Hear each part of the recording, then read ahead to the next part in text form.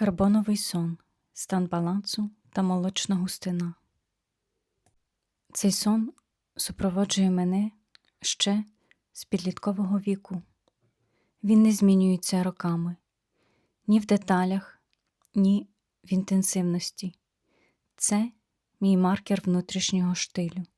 Він приходить лише тоді, коли я в повному ментальному балансі. Все починається з відчуття середовища. Повітря навколо молочно-біле, сірувато-світле, неймовірно густе й в'язке. Воно таке від самої землі. З першої секунди я відчуваю його, фізичну щільність шкірою.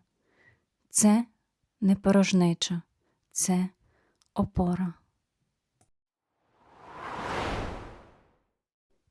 Технічний старт і вертикальна тяга.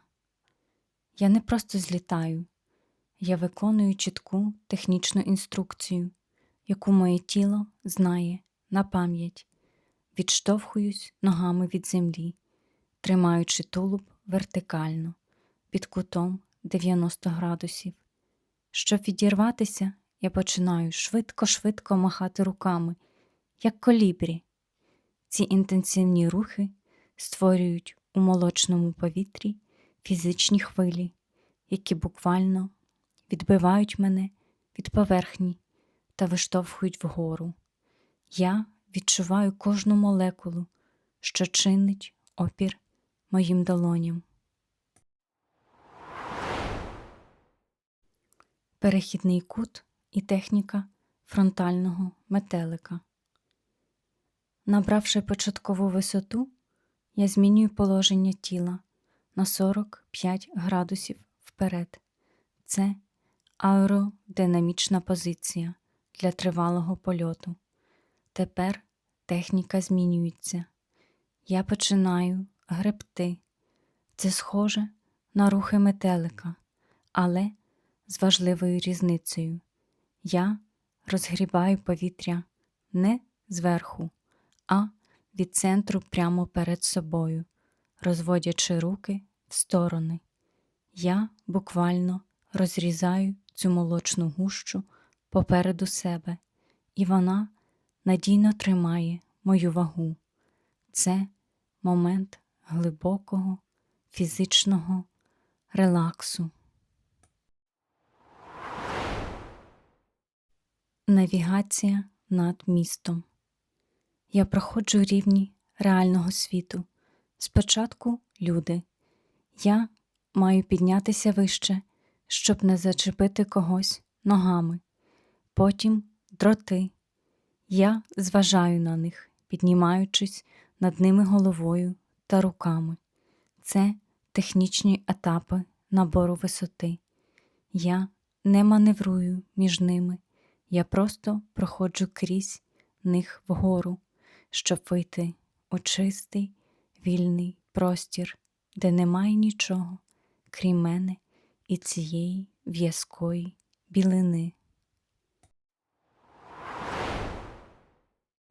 Стеля у 40 метрів та бабки Менагери. Моя свобода має чітку межу – 30-40 метрів, висота верхівок старих тополь. Вище я не йду, бо знаю, там інший склад повітря, воно мене не втримає. Ми шукали пояснення цьому ліміту. Я знайшла його в карбоні. 300 мільйонів років тому, саме в цьому ярусі, де було 35% кисню, повітря було достатньо густим для польоту гігантських комах, бабок Менагерів. Я літаю точно в їхньому середовищі. Парадокс ДНК та пам'ять матерії. Тут виникає парадокс, який не дає мені спокою. У людини немає ДНК бабки. У нас є рептильний мозок, але рептилії тоді не літали. Тоді звідки в моєму тілі ця детальна пам'ять про кут 45 градусів, про фронтальну греблю руками та густину молочного кисню. Цей сон – не вигадка. Свідомість десятиліттями стукає до мене, відтворюючи фізичну модель світу, якого не існує мільйони років. Можливо, матерія пам'ятає все, а в стані спокою ми просто згадуємо, як це бути частиною тієї первісної густини.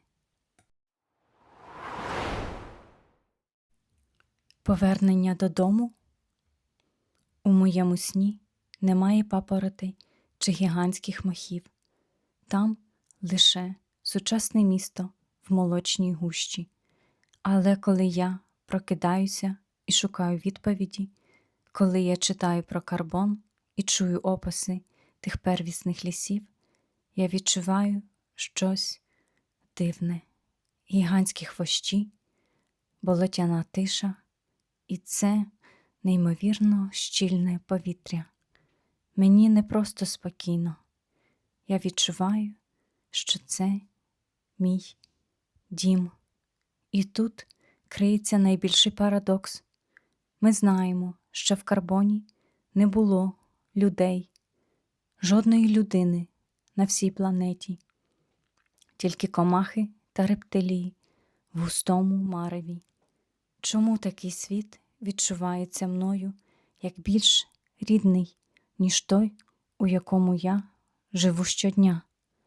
Я не знаходжу в цьому описі дискомфорту, лише глибокий стан первісної гармонії.